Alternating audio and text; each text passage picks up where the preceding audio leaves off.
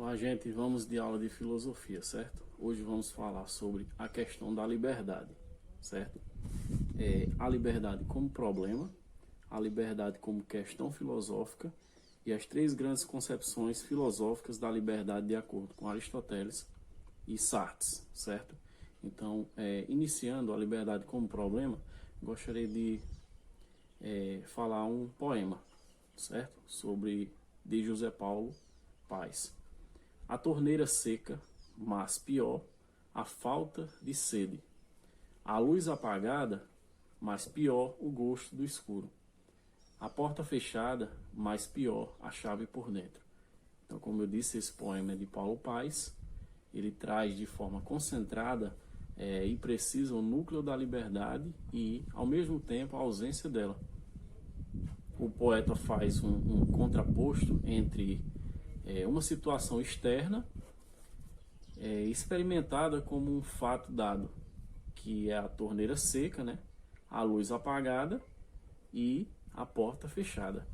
E a inércia resignada no interior do sujeito, a falta de sede, o gosto do escuro, a chave por dentro, né?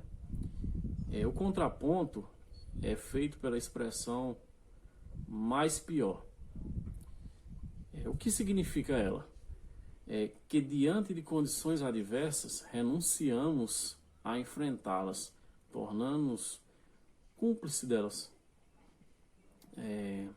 Porém, não é isso o pior. O pior é a renúncia à liberdade. Renunciamos à sede que nos faria abrir a torneira. Renunciamos à sede que nos faria abrir a torneira e também renunciamos ao desejo de luz que nos faria acender a lâmpada. Como também renunciamos ao desejo de sair que nos faria girar a chave. Dessa maneira, secura, escuridão e prisão deixam de estar fora de nós para se tornarem nós mesmos, né? Como nossa falta de sede, nosso gosto de escuro e nossa falta de iniciativa para girar a chave. Um trecho de outro poema, né, que eu gostaria de citar também oferece contraponto entre nós e o mundo, que é o seguinte: mundo, mundo, vasto mundo. Se eu me chamasse Raimundo, seria uma rima, não seria uma solução. Mundo, mundo, vasto mundo, mais vasto é o meu coração. Esse poema é de Carlos Drummond de Andrade, vocês devem conhecer. Como José Paulo Paes confronta-se-nos com a realidade exterior, o vasto mundo, né? Do qual somos uma pequena parcela e no qual estamos mergulhados. Todavia, o poema de Carlos Drummond, como é que eu posso dizer? Ele difere do anterior, pois, em vez da inércia resignada, nos coloca diante da afirmação que nosso ser é mais vasto do que o mundo, certo? Pelo nosso coração, sentimentos e imaginação. Somos maiores do que o mundo, criamos outros mundos possíveis, inventamos outra realidade. Abrimos a torneira, acendemos a luz e giramos a chave. Embora partam de perspectivas diferentes, os dois poemas apontam para o grande tema da ética, desde que ela se tornou questão filosófica. O que está e o que não está em nosso poder? Esse é o questionamento. Até onde se estende o poder de nossa vontade, do nosso desejo, de nossa consciência? Em outras palavras, até onde alcança o poder da nossa liberdade? O que está em nosso poder e o que depende inteiramente de causas e forças exteriores? Vai aí mais um questionamento. Essa mesma interrogação encontra-se presente, né? Como um todo. E com isso eu gostaria de falar mais um poema, certo? Só a leve esperança em toda a vida disfarça a pena de viver, mas nada nem é mais a existência resumida que uma grande esperança malograda. O eterno sonho da alma desterrada, sonho que traz ansiosa e embebecida. É uma hora há mais existência resumida que uma grande esperança malograda. O eterno sonho da alma desterrada, sonho que a traz ansiosa e embevecida. É uma hora feliz sempre adiada, e o que não chega nunca em toda a vida, essa felicidade que supomos, a árvore milagrosa que sonhamos, toda arreada de dourados pomos. Existe sim, mas nós não alcançamos, porque está sempre apenas onde pomos e nunca pomos onde nós estamos. Aí eu posso comentar aqui. O poeta, ele começa dizendo que somente a esperança disfarça a dor de viver. Esse disfarce significa que a existência não é senão uma esperança malograda, pois esperamos pela hora da felicidade, mas essa hora é sempre adiada, não é não? Mas por que o nosso málogro? Por que não obtemos a felicidade, né? E com isso a gente vai falar na questão da liberdade como questão filosófica, certo? Vimos que a filosofia distingue entre o necessário, aquilo que acontece da mesma maneira em todos os tempos e lugares, e o contingente, aquilo que pode ou não acontecer, o que ocorre por acaso. Filosoficamente, a questão da liberdade se apresenta na forma de dois pares de oposto: o par necessidade versus liberdade e o par contingência versus liberdade.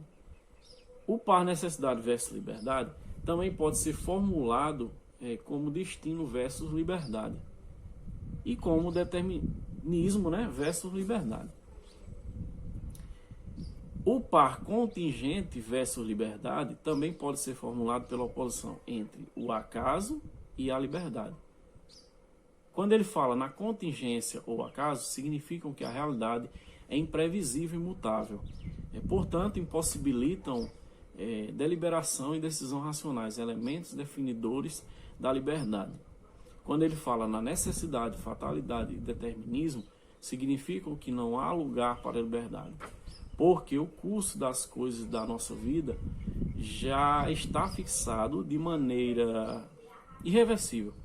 A contingência e acaso, em vez de falar contingência ou acaso, agora eu falo contingência e acaso, que significa que não há lugar para a liberdade, porque não há como prever o curso das coisas, né? E de nossas vidas.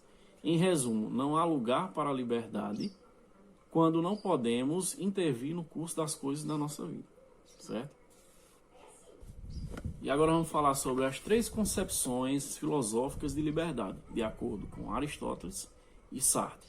A primeira grande teoria filosófica da liberdade foi exposta por Aristóteles em sua obra Ética e Nicômaco, e com variantes permaneceu ao longo dos séculos.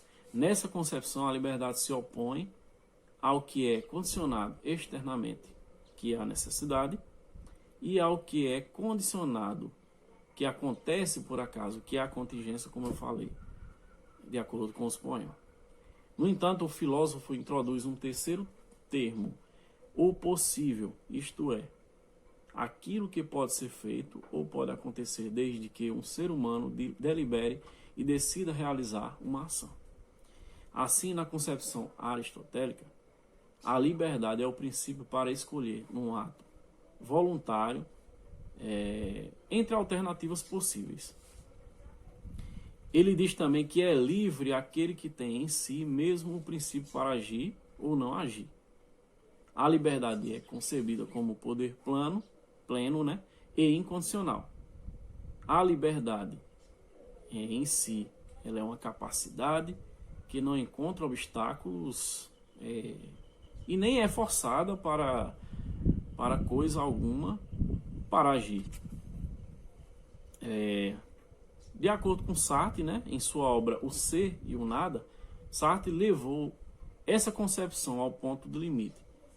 Para ele, a liberdade é a escolha incondicional que o próprio ser humano faz de ser, do seu ser e de seu mundo. quando julgamos estar sob o poder das forças externas mais poderosas do que a nossa vontade.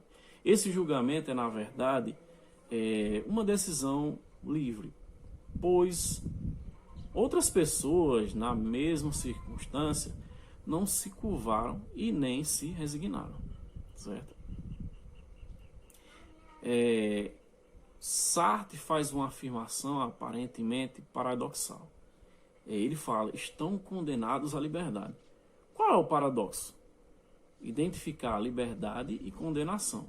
Isto é, dois termos incompatíveis. É a liberdade que não está condenada. O que Sartre pretende dizer com isso? Que para os humanos a liberdade é como a necessidade e o destino. Não podemos escapar dela. Certo? Então a liberdade e o destino não podemos escapar dela. É ela que define a humanidade dos humanos sem escapatória. Certo? Então, a segunda concepção, que une a necessidade de liberdade, foi inicialmente desenvolvida